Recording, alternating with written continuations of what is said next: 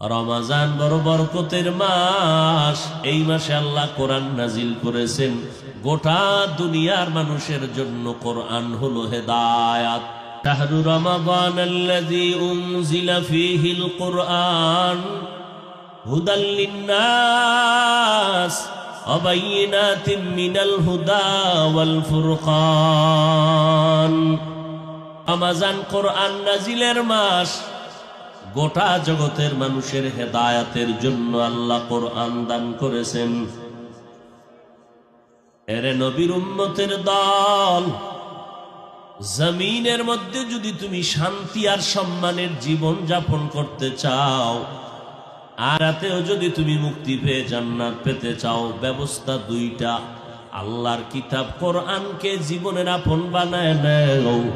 দ্বিতীয়টা হলো মদিনার নবীর আদর্শের মালা গলায় পড়ে নাও। কারণ আমার আল্লাহর কোরআন এমন একটা দামি কিতাব, যে কিতাবটা ধরলে বরকত, যে কিতাবটা পড়বেন তাতেও বরকত, যে কিতাবটা খুলে দেখবেন তাতেও বরকত, যে কিতাবের আওয়াজটা কানে শুনবেন তাতেও বরকত। আল্লাহ তাআলার এই কোরআন কিতাব আমার নবীর জ্বলন্ত মুআজিজা। আমার নবীকে আল্লাহ এত মর্যাদা দান করেছেন।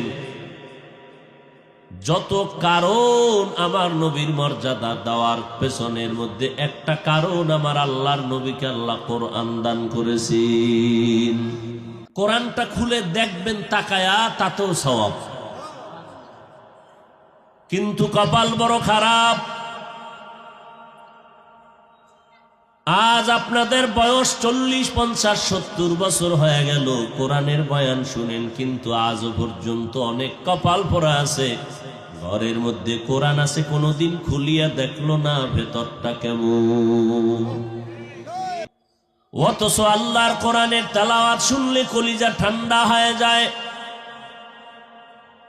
এক গ্লাস পানির মধ্যে চিনি দিলেন, এরপরে চামিচ দিয়া নাড়া দিলেন, এবার ডক ডক করে আপনি পান করে ফেললেন। কেউ যদি বলে ভাইজান পানি পান করো, বলবে না। কি করো বলেন? কি বলবে? শরবত। ভাই, পানির মধ্যে চিনি দিল, চামিচ দিয়া নাড়া দেওয়ার পরে পানির কালার কি নষ্ট হয়ে গেছে? বাহির থেকে দেখলে কি বোঝা যায়? পানি, কালারও পাল্টায় নেই। এরপর এটার কেউ পানি বলে? কি বলে? শরবত পান করি, পানি না। বাহির থেকে বলে এটা তো দেখা যায় পানি, সে বলে কসম এটা পানি না, শরবত পান করি। একটু পানির মধ্যে যদি চিনি মিশ্রিত করে দেওয়ার কারণে এটা পানির নাম বাদ হয়ে যায়, এটার নাম এখন শরবত হয়। ও বান্দা, জবানটা পবিত্র বানাইয়া এক গ্লাস পানির মধ্যে যদি আলহামদু সূরা পড়ে দম করে ফুদাও, এই পানিটা এখন আর পানি নাই বান্দা, ইয়াকিনের সাথে তুমি কোরআন পান করতেছো। আল্লাহর কোরআন একটা অক্ষর বুঝে পড়ো না বুঝে পড়ো, পড়তে দেরি 10টা নেক হতে দেরি নেই, 10টা গুনাহ মাফ হয়ে যাবে, আল্লাহর আদালতে 10 গুণ মর্যাদা বেড়ে যাবে। কোরআন এমন একটা কিতাব। আমরা বাংলা ভাষা শিখার জন্য একটা বই পড়েছিলাম ছোটবেলায়, আদর্শ লিপি। তুষরে ক খ 10টা পৃষ্ঠা মাত্র। সারা বাংলাদেশ খুঁজো পণ্ডিতেরা, আদর্শ লিপির একজন হাফেজ আসেনি। আল্লাহর দেওয়ার একটা কিতাব জমিনে ছিল ইনজিল, ভেজালে ভরা। আল্লাহর দেওয়া কিতাব কোরআন যেমন, আল্লাহর দেওয়া কিতাব ছিল জবুর, আল্লাহর দেওয়া কিতাব তাওরাত। দুনিয়াতে একটা কিতাব এখন সংরক্ষিত অবস্থায় সহিভাবে সঠিকভাবে নাই, ভেজাল ঢুকাইছে মানুষ। তো 1500 বছর হয়ে গেল আমার আল্লাহর কোরআনটা কেউ সিন্ধুকে তালা মেরে রাখে নাই। এমন সুন্দরভাবে আল্লাহর কোরআন আমার তোমার সামনে আছে। বহু পণ্ডিতেরা অপচেষ্টা করেছিল, কোরআনের মধ্যে কোনো ভুল বের করা যায়নি। আজও পর্যন্ত তো পারেই নাই, বরং মাথা নত করে বহু বেঈমান কালেমাওয়ালা মুসলমান হয়ে গেছে। ই কালামে জিন্দা কুরআনে হাকিম হিকমতে উলা ইয়াজালাসতু কাদিম জামিউল ইলম ফিল কুরআনে হাকিম তাকাসারাত আনহু আফহামুর রিজালি। ওরে কোরআন হলো আল্লাহ দেখার আয়না। কারে দেখার আয়না? তেরা আয়না आलो में रंग बू है तेरा ऐना, आलो में रंग बू है जिधर देखता हो उधर तू ही तू है। আল্লাহ রে তুমি তালাশ করবা, কই আমার আল্লাহ রে পাইবা? বলে বান্দা তুই আমার বানানো বিল্ডিং এর দিকে তাকাইয়া দেখবি মিস্ত্রি কেমন, তা বুঝার উপায় নাই। মিস্ত্রির বানানো বিল্ডিং এর দিকে তাকায় দেখ এত সুন্দর, এই বিল্ডিং প্রমাণ করে মিস্ত্রি বড় সুন্দর। ও বান্দা তুমি আমাকে যদি পেতে চাও, আমার বানানো আমার তৈরি করা মাখলুকতের দিকে তাকাও, আসমানের দিকে তাকাও, জমিনের দিকে তাকাও এবং আমার কোরআনের দিকে তাকাও। সব মাখলুক আমি বানাইলাম, তবে কোরআনটারে এটারে মাখলুক বলা যাবে না, এটা কালামুল্লাহ, আল্লাহর কথা। তুমি কোরআনের ভেতরে ভালো করে কলবের দৃষ্টি লাগাও, আল্লাহর কুদরতের ঘ্রাণ তোমার নাকে চলে আসবে। আল্লাহ দেখার আয়না কোরআন। ১৫০০ বছর হয়ে গেল, কোনো ভুল কেউ বের করতে পারলো না। জমিনে বড় বড় বড় বড় বিল্ডিং, আমেরিকা, দুবাই, কাতার, রাশিয়া টাওয়ার বানাইছে, সমুদ্রের নিচে বড় বিল্ডিং বানানো। আল্লাহর কসম, সারা দুনিয়ার দামি দামি টাওয়ার এক জায়গায় করবা, এতগুলো টাওয়ার যদি এক জায়গায় করো, একটার দামও ওই পরিমাণ নাই কোরআনওয়ালা মাদ্রাসার বিল্ডিং এর যেই পরিমাণ দাম। আপনারা 2 দিন 3 দিন 3.5 দিন পর্যন্ত বাড়ি ঘর সন্তানাদি সারিয়া সব এখানে পড়ে আছেন, এতগুলো মানুষ এই রাতের বেলা বসে আছেন। খানারও পেরেশানি নাই, ঘুমেরও পেরেশানি নাই, বসার বিছানাও ভালো না, খ্যার কি কুটা দিছে না, খ্যার কুটার উপরে বসে আছেন। দুনিয়াতে যদি একেবারে নরমাল কেউ বিয়ার দাওয়াত দিয়া খ্যার কুটা দেয় বসার জন্য, কি পরিমাণ মেজাজ গরম হবে। অথচ আপনারা এখানে খ্যারকুটার মধ্যে বসে আছেন, কারো অন্তরে কোনো কষ্ট নাই। কে ভিআইপি, কে নন ভিআইপি, কে দামি, কে বেদামি, কে শিক্ষিত, কে অশিক্ষিত, কে আলেম, কে মূর্খ, কে গরিব, কে ধনী, কোনো ভেদাভেদ নাই। সব এক কাতারে বসে গেল, অন্তরে মোহাব্বত ভরা। এর বিনিময়ে কিছু এখন নগদ পাবে, তাও পাবে না। 3 দিন এখানে থাকার পরে তুমি 50 লক্ষ টাকা পাবা নি, কয়ে পাবো না। তোমার বাড়ি বাড়বে, ধনী হবা, কয় না, তাও না। তো কেন বসে আছো? বান্দা নগদ কিছু দেখাতে পারে না, আল্লাহ কয় এটাই হলো আমার কুদরতের নিদর্শন। রে কুদরত দারি বরকামাল, আন্তা রব্বি আন্তা হাসবি যুল জালাল, তুহি কাদের জলিলুল্লাহ জাহাদার, বহর হালে তুহি মেরা নিগাহদার। আল্লাহ আমার নবীকে কোরআন দান করলেন, সতর্কতার সাথে সামনে চলবেন, কিন্তু দুশ্মনে ভরা। বেঈমান ইহুদি নিয়ে টেনশন কম, টেনশন হলো ইসলামের ব্যানার নিয়ে যারা ধোঁকা দেয় তাদের নিয়ে টেনশন। চিহ্নিত দুশ্মনের নিয়ে টেনশন নাই, উল্টা পাল্টা করলে আমরা ওরে ধরে ফেলবো। ওলামায়ে কেরাম সজাগ। শিক্ষানীতির উপর একটু বানর বানরের আওয়াজ আসছে, ওলামায়ে কেরাম ধরে ফেলছে। সবাই সজাগ, এদের নিয়ে অত পেরেশানি নাই, কিন্তু পেরেশানি তাদের নিয়া যারা বন্ধুর ভেষে ইসলামের ব্যানার লাগাইয়া বলে মোহাম্মদ অপরাধী। এদের নিয়ে ঝামেলা, এদের চিহ্নিত করা বড় কঠিন। যারা বলে কোরআন শরীফ পুরাটা মানা যাবে না, যারা বলে লা ইলাহা ইল্লাল্লাহ মুহাম্মাদুর রাসূলুল্লাহ কালেমা পড়া যাবে না, কালেমা কুফরি। জোরে বলেন। আওয়ামী লীগ ওয়ালারা বলে নাই কালেমা কুফুরি, বিএনপি ওয়ালারা বলে নাই কালেমা কুফুরি, বলেছে ইসলামের ব্যানার ওয়ালা একদল মুনাফিক ভণ্ডরা। খুব সাবধান। আমার আল্লাহর কোরআনটা সিনায় লাগাও, সুন্নতের রঙে রঙিন হয়ে যাও, মদিনার রঙে রঙিন হও। জীবনে কোনো বিপদ আসবে আসবে, শুধু আওয়াজ পাইবে, দেখবা না, তোমার শরীরে স্পর্শ করতে পারবে না, কারণ তোমাকে আমাকে হেফাজত করবেন আমার আল্লাহ। হেফাজত কে করবেন? অন্য নবীর উম্মতেরা প্রচন্ড গুনাহ করলে ঘুমের পরে দেখতো চেহারার রং পাল্টায় গেছে। আমরা হাজার কোটি গুনাহ করার পরে আমগো চেহারা পাল্টাইয়া বানর হয় না, শুকর হয় না, একমাত্র মুহাম্মদের উম্মত হওয়ার বরকত। নবীজির উম্মত হওয়ার কারণে আল্লাহ আমাদের অনেক সুযোগ সুবিধা দান করেছেন। আল্লাহ তাআলা আমার নবীকে শ্রেষ্ঠ মর্যাদা দান করেছেন, এর একটা কারণ কোরআন।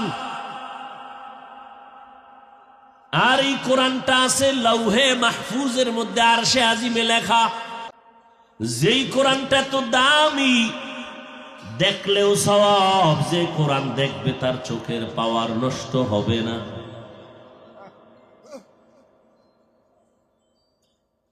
কোরআন দেখো, চোখের পাওয়ার নষ্ট হবে না। তুমি কোরআন না দেখে সারাটা রাত মোবাইল নিয়ে মোরাকাবায় কাটাও, তোমার চোখ পাওয়ার শেষ, মাথা ব্যথা শুরু, কিডনি শেষ, হার্ট শেষ।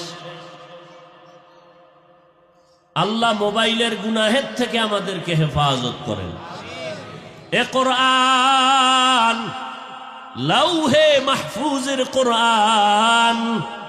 আমার নবীকে কোরআন দিলেন। এই যে কোরআন শরীফটা আছে, 250 গ্রাম ওজনও হবে না, 30 পারা কোরআন, কিন্তু হাকিকতের ওজন কত? আসমান বলে আল্লাহ আমরা এর ওজন সইতে পারব না, জমিন বলে পারবো না রে মালিক, পাহাড় বলে পারবো না রে আল্লাহ, এ কোরআনের ওজন সহ্য করা যাবে না। কোরআনের ওজন কত? জিবরাইল আমিন হেরা গুহার মধ্যে আইসা নবীর সিনার সাথে সিনা লাগা একটা চাপ দিছে, মাত্র 5টা আয়াত পড়ছেন। ইকরা বিসমি রাব্বিকাল্লাযী খালাক, খালাকাল ইনসানা মিন আলাক, ইকরা ওয়া রাব্বুকাল আকরাম আল্লাযী আল্লামা বিল কলম, আল্লামাল ইনসানা মা লাম ইয়ালাম। 5টা আয়াত পড়ছেন। নবী কয়ের যে ওজন শুরু হয়েছে আমার বডির ভিতরে, এই পরি উঠলো। নবী বলেন, বুখারীর ইবারত, যে আমি মনে করতেছি আমি মরে যাব, এত পরিমাণ কষ্ট। কোরআন আমার আল্লাহর নূর। আল্লাহ তাআলা বলেন এটা নূর, এটা জমিনের কোন এলেম না, আসমানের এলেম, আরশে আজিমের এলেম। আরশে আজিম নূরের তৈরি, জিবরাইল ফেরেশতাও নূরের তৈরি। আল্লাহর কোরআনটাই না নবীর কাছে মাত্র 5 আয়াত দিলেন। নবী সহ্য করতে না পেরে জ্বর উঠে গেল। একটা দৌড় দিয়া মা খাদিজার ঘরে গিয়া বলে, জাম্মিলুনি জাম্মিলুনি, আমারে কম্বল দিয়া ধরো, জ্বর আমি সইতে পারতেছি। 5টা আয়াতের পর 1 বছর, 2 বছর, 3 বছরের মতো আর কোরআনের আয়াত নিয়ে জিবরাইল আর আসে না। দীর্ঘ 2-2.5 বছর গেছি গা। এর অনেক পরে নতুন করে আবার কোরআনের আয়াত নিয়ে জিবরাইল আমিন আসলেন। ইয়া আইয়ুহাল মুদ্দাসসির কুম ফাআনজির। এই যে কোরআনটা 250 গ্রাম ওজনের কোরআন, নবীর কাছে 5 আয়াত দিছে, সেই ওজনে নবী অসুস্থ। এই কোরআন আমার নবীকে দিতে দিতে লাগছে 23 বছর। কয় বছর? আর সেই কোরআন আপনি রাতারাতি একা একা হইরা মুফাসসির হয়ে যাবেন, এত সোজা। আল্লাহ তাআলার কুদরতি অন্তরে চাইল 23 বছর লাগাইয়া যেই বরকতের কোরআন আমি আমার বন্ধুকে দিলাম। এই কোরআন তো লাউহে মাহফুজের কোরআন। আল্লাহ চাইলেন আমার বন্ধুটারে আমি বাড়িতে আইনে একটু লাউহে মাহফুজ আরশে আজিমটারে দেখাইয়া দেই। মুফাসসিরগণ অধিকাংশ লেখেন এই রজবেই আল্লাহ নবীর দাওয়াত দিলেন আরশে আজিমে আল্লাহর বাড়ি, যার নাম মেরাজ। আল্লাহর নবী বলেন আমি আমার চাচাতো বোন উম্মে হানির ঘরে ঘুমান্ত, কেউ বলেন নবী শিয়াবে আবু তালিবের মধ্যে ঘুমান্ত, কেউ বলেন আমার নবী হাতিমে কাবায় ঘুমান্ত। জিবরাইল আমিন ঘরের উপর দিয়া ছাদ দিয়া ঢুকলো। হুয়া হুকুম জিবরাইল কো ইউশতাব, बोराक एक जन्नत से कर इंतखाब, सजा उसको ज़ेवर से तू ताबफा, फिर उसको तू काबा में लेकर के जा। ও জিবরাইল, জান্নাতে যাই একটা বোরাক জান্নাতি পোশাক দিয়ে সাজাইয়া আমার বন্ধুর বাড়ি বাইতুল্লাহ নিয়ে যাও। নবী বলেন বোরাকটা বাইতুল্লাহর কিনারায় রেখে জিবরাইল ঘরের ছাদের ভিতর দিয়ে ছাদটারে ফাটাইয়া ভেতরে ঢুকলেন। আমি তো ঘুমে। জিবরাইল আইসা তার পাখার একটা অংশ আমার কদম মোবারকে লাগায় দিলে আমি সজাগ হয়ে দেখি জিবরাইল। ভাই জিবরাইল, এই রাতে আপনি কেন আসছেন? উপরে তাকায় দেখি ছাদ আমার ফাঁকা। জিবরাইল ভাই, আপনি দরজা দিয়া ঢুকছেন না উপর দিয়া? কয় উপর দিয়া। ছাদটারে ফাঁকা করে ঢুকছি। তো কেন দরজা আছে না, আপনি উল্টা ঢুকলেন কেন? আপনার সাথে আজকে সব ব্যবহার হবে উল্টা, এটা দিয়ে মাত্র শুরু, সব ব্যবহার হবে উল্টা। আল্লাহ পাকের নবীর জীবনে দুইটা সফর হয়েছিল, একটা সুখের আর একটা দুঃখের। দুঃখের সফরটাও মক্কা থেকে শুরু, রাতের বেলা শুরু। সুখের সফরটাও মক্কা থেকে শুরু, রাতের বেলা শুরু। সুখের সফর মক্কা থেকে মদিনা, সুখের সফর মক্কা থেকে আরশে আজিম।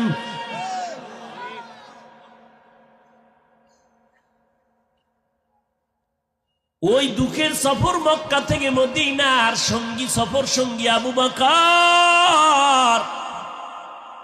আর সুখের আনন্দের সফরের সঙ্গী জিবরাইল আমিন। মক্কা থেকে মদিনায় যদি হেঁটেও যায় 2-3 দিনের বেশি লাগে না, কিন্তু হিজরতের রাতে আমার নবী আবু বকরকে নিয়ে রওনা হইয়া 14 দিন লাগাইলেন মদিনায় যাইতে। আর মক্কা থেকে বাইতুল মাকদিস যাইতে 1 মাস লাগে। ওখান থেকে প্রথম আসমানে 500 বছরের পথ। মদিনার নবী বলেন আমারে জিবরাইল আমিন আইসা দইরা নিয়ে গেলেন হাতিমে কাবার কাছে। ওখানে আমাকে শোয়াইলেন। এরপরে আমার বুকটাকে চিরলেন, কলবকে বের করলেন, স্বর্ণের পেয়ালায় রাখলেন, জমজমের পানি দিয়া ধুইলেন। জমজমের পানি দিয়ে আমার কলবটাকে ধুইয়া আবার আমার ভেতরে দিয়া বুকটারে লাগায় দিলেন, সিনাটারে আটকায় দিলেন। সেলাই লাগলো না, অস্ত্র লাগলো না, রক্ত গেল না, আমি মোহাম্মদ ব্যথাও পেলাম না। এইভাবে আমার জীবনে 4 বার কুদরতের অপারেশন হয়েছে। কয়বার? 4 বার। শিশুবেলা 1 বার হয়েছে, মেরাজে যাওয়ার আগে আর 1 বার আল্লাহ পাওয়ার ঢুকাইছে। কারণ আগুনের পথ, মাওলার নূরের পথ আমার বাড়ি দিয়ে যাওয়া লাগবে। আমার এখন পাওয়ার কম, আমার আল্লাহ কুদরতের পাওয়ার দিয়ে দিছে। এবার আমাকে জমজমের পানি দিয়া ওযু বানানোর কথা বললে আমি ওযু বানাইলাম জমজমের পানি দিয়া। বোরাকের মধ্যে উঠলাম। 1 মাসের পথ বাইতুল মাকদিসে আমি হঠাৎ দেখলাম চোখের পলকে হাজির হয়ে গেছি। মক্কা থেকে মদিনায় যাইতে 2 দিন লাগে, আর সেখানে যাইতে লাগছে কত? 14 দিন। আর বাইতুল মাকদিস, বাইতুল্লাহ থেকে 1 মাসের পথ, সেখানে যাইলাম বোরাকের 1 কদম, চোখের পলকে। জিবরাইল কয় নবীজি নামেন। আজান হয়ে গেল, সব নবীরা হাজির। ইমামতি কে করবেন? সব নবীদের ইমাম হওয়া কপাল। আদম নবী ভাবে আজ আমি ইমাম হব। আমার হাতটা ধরে কয়, নবী আপনি মুহাম্মদের সামনে কারো ইমামতির অনুমতি নাই। আমার ইমামতিতে 2 রাকাত নামাজ হয়ে গেল। ওখান থেকে কুদরতের লিফট বানানো হলো আমাকে উপরে নেওয়ার। জিব্রাইল আমিন আমার সফর সঙ্গী। প্রথম জমিন থেকে 500 বছরের পথ আমি দ্রুত গতিতে গিয়া প্রথম আসমানে স্পর্শ করলাম। ওখানে গিয়ে দেখি আসমানে 2টা দরজা, জমরত ইয়াকুত পাথর দ্বারা দরজাগুলো বানানো, আর দোনোটা দরজায় 2টা তালা লাগানো, নূরের তৈরি এক একটা তালা। জিব্রাইল আমিন বলে, দারওয়ান ভেতরে আসুনি, আসি, দরজা খোল। ভেতর থেকে দারোয়ান বলে, মান আনতা, কে তুমি? বলে, আনা জিব্রাইল, আমি জিব্রাইল। অমাম্মা, তোমার সাথে কে? বলে, হুয়া মুহাম্মদ। দারোয়ান কয়, অনুমতি আনছনি?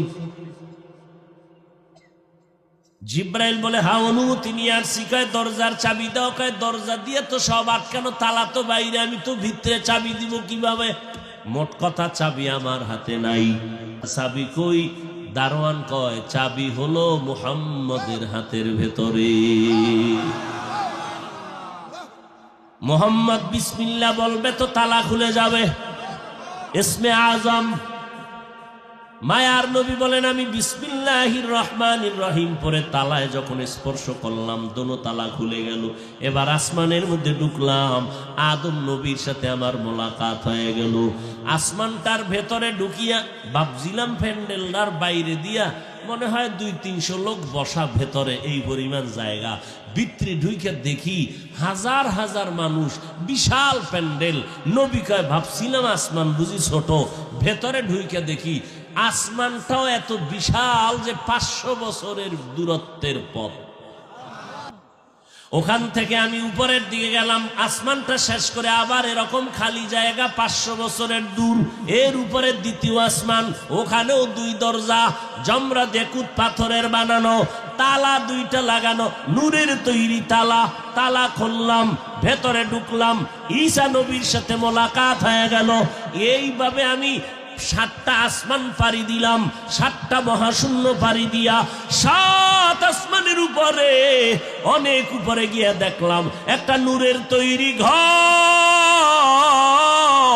ফেরেশতাদের কাবা, বাইতুল মামুর। 70,000 নূরের ফেরেশতারা এটাকে বারবার তাওয়াফ করে। এক সিরিয়ালে 70,000 তাওয়াফ করার পরে কিয়ামতের আগে আর সিরিয়াল তাদের আসবে না, এত বেশি ফেরেশতা। নবী বলেন, এর উপরে গেলাম সিদরাতুল মুনতাহা, বিশাল একটা বড়ই গাছ। বড়ইগুলো কত? এক একটা বড়ই তেলের ড্রামের মতো বড়। বড়ই গাছটার পাতাগুলো কালকেলাল, হাতির কানের মতো। ওখান থেকে আবার উপরে আমার সফর শুরু। এবার আমি যাচ্ছি উপরে, চলছে আমার বাহন। আগুনের স্তর পাড়ি দিয়া যাইতেছি। আমি দেখতেছি আমি আগুনের মধ্য দিয়া যাই, কিন্তু আমার গায়ে আগুন লাগে না। এভাবে যাইতে যাইতে যাইতে যাইতে অন্ধকারের পরে আবার পানি, পানির মধ্য দিয়ে আমার বাহন চলে, পানি আমার শরীরে লাগে না। এত দ্রুত যাইতেছি, যাইতে যাইতে হঠাৎ অনেক উপরে, পানির উপরে গিয়া দেখি আল্লাহর বানানো নূরের আরশে আজিম ওই পানির উপরে।